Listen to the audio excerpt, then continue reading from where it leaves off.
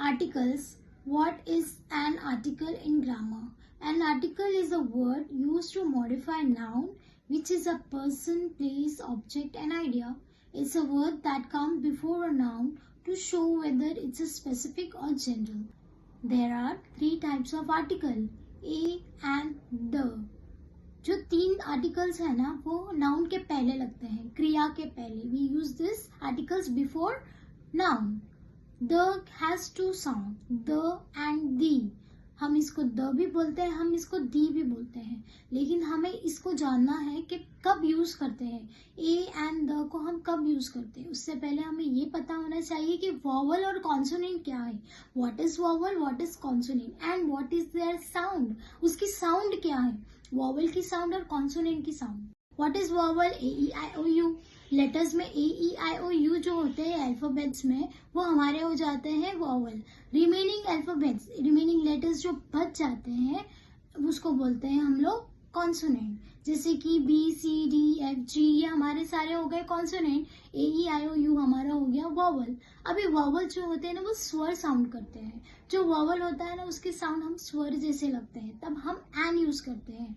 तभी हम N use करते हैं. वॉवल में हम एन यूज करते हैं. And in consonant sound we use a. इन कॉन्सोनेंट जो व्यंजन जैसे साउंड करते हैं वो हम यूज करते हैं, तब हम यूज करते हैं ए.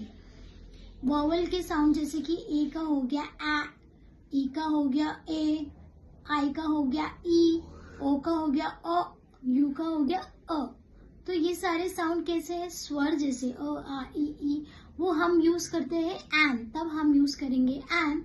और जो हमारे कॉन्सोनेंट है व्यंजन जैसे साउंड करते हैं, ब क ड फ ह, तो ये सारे साउंड व्यंजन जैसे हो गए. मतलब कोई भी ऑब्जेक्ट का साउंड जब आप लिखते हो ए एंड द, तो आपको पता चल जाएगा कि ये कैसे साउंड है. स्वर का साउंड आ रहा है या कॉन्सोनेंट या व्यंजन का साउंड आ रहा है. विच साउंड, वॉवल और consonant. As per that you can write a and the. तो हम उसी के प्रकार हम ए एंड द का उपयोग करें. साउंड देखना है पहला, उसी के बाद हम ए और एन लिखेंगे, अदरवाइज नहीं लिखेंगे. For example a book. मैं यहाँ पे एन बुक तो नहीं बोल रही हूँ, यहाँ पे मैं अ बुक बोल रही हूँ, अ बुक. तो यहाँ पे अ क्यों है, बुक क्यों बोल रही हूँ, क्योंकि बुक में ब का साउंड है. बी मतलब मेरा ये कॉन्सोनेंट हो गया. ये व्यंजन का साउंड आ रहा है ब, तो ये मेरा अ बुक हो जाएगा. अकार, अकार क. सी का हमारा साउंड क्या है क, तो वो हम पढ़ेंगे अकार, उसको हम एन कार नहीं बोलेंगे. डॉग, ड. डी आ रहा है ना, डी हमारा कॉन्सोनेंट है तो उसका साउंड क्या है ड, तो हम उसको बोलेंगे अ ड. ट्रक, ये हम स्पेसिफिक चीज की बात कर रहे हैं यहाँ पे, पर उसकी साउंड क्या है ट्रक. ट्रक का साउंड है ट, ट हम बोलेंगे अ ट्रक.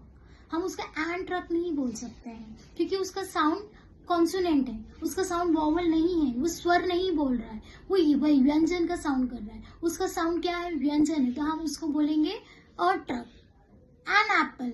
अब आप बोलोगे आप यहाँ पे एन एप्पल क्यों बोल रहे हो. एप्पल अ मतलब स्वर आ गया, वॉवल आ गया हमारा, कॉन्सोनेंट नहीं है यहाँ पे, वॉवल है हमारा, तो ये एन एप्पल हो जाएगा.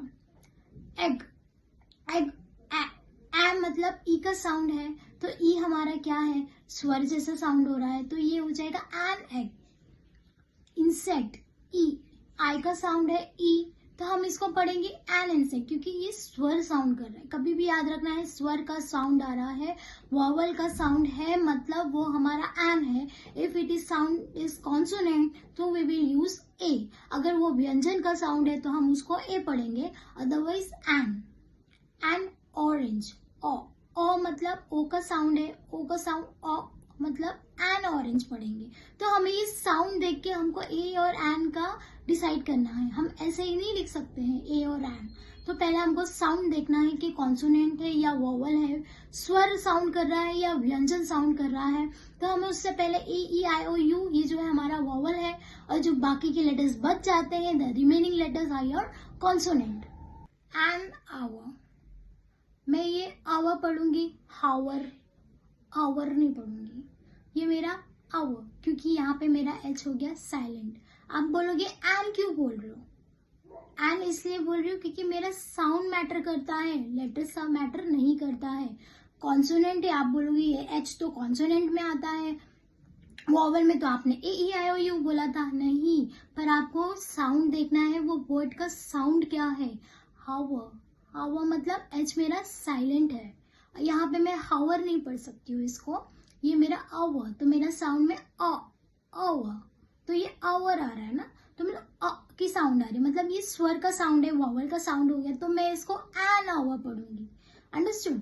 नेक्स्ट यूनिवर्सिटी, मैं इसको एन यूनिवर्सिटी नहीं बोलूंगी, आप बोलोगे नहीं ये तो यू आपने बताया था कि वॉवल में तो यू था, नहीं यू नहीं है, मुझे यहाँ पे साउंड देखना है, यूनिवर्सिटी, यू य का साउंड आ रहा है, य तो मेरा व्यंजन में जाता है, कॉन्सोनेंट में जाता है य, तो मैं इसको एन यूनिवर्सिटी पढ़ ही नहीं सकती हूँ, अ यूनिवर्सिटी, हम इसको बोलेंगे अ यूनिवर्सिटी, क्योंकि ये यू मतलब य का साउंड आ रहा है, हमें यहाँ पे वॉवल्स का साउंड नहीं आ रहा है, तो आपको ये चीज को ध्यान रखना है। अगर यहाँ पे मैं यूनिफॉर्म यूज करूंगी, यूनिफॉर्म या यूनिफॉर्म बोलूंगी, तो सेम फॉर यूनिफॉर्म, यूनिफॉर्म में भी यू आ रहा है, वो य की साउंड नहीं, मतलब य का साउंड कर रहा है, मतलब वो मेरा कॉन्सोनेंट हो गया, वो मेरा वॉवल नहीं है। अगर मैं उसको बोलूंगी अम्ब्रेला, अम्ब्रेला मतलब ये अम्ब्रेला का आ रहा है, मतलब यू के दो साउंड है, समझ रहे हो, तो यू को मैं यू नहीं बोल सकती हूँ, तो वो मेरा कॉन्सोनेंट में चला जाएगा।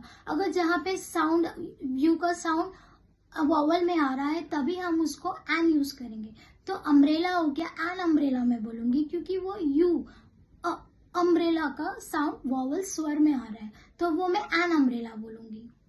तो यहाँ पे यूनिवर्सिटी हो जाएगा अ यूनिवर्सिटी, एन यूनिवर्सिटी नहीं होगा, क्योंकि य मतलब कॉन्सोनेंट व्यंजन का साउंड आ रहा है, इसलिए मैं यूज करूंगी अ। अगर वॉवल का साउंड होता जैसे कि अम्ब्रेला, तो मैं यूज करती थी an umbrella.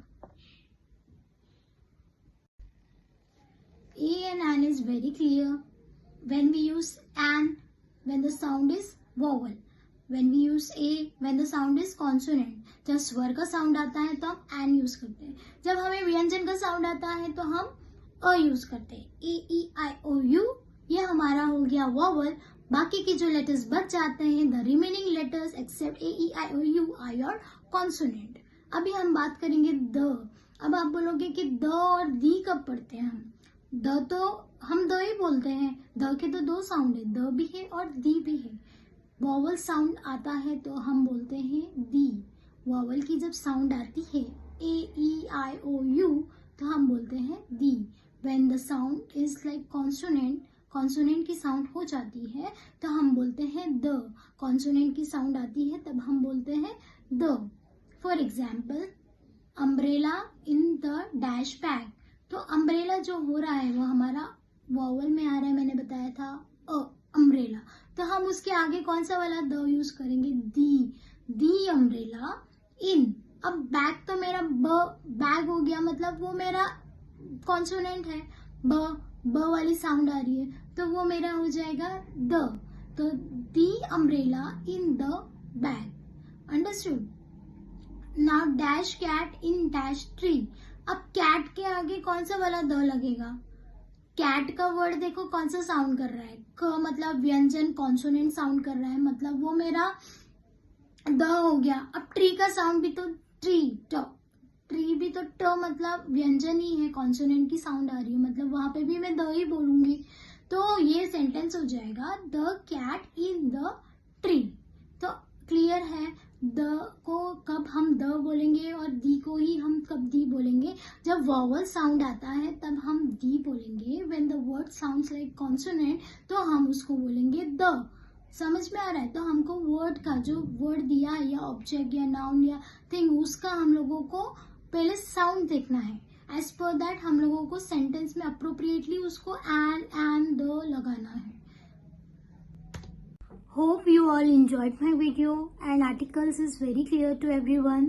Do subscribe my channel and follow me. Don't forget to press on the bell icon button to get notified for upcoming chapters. Thank you.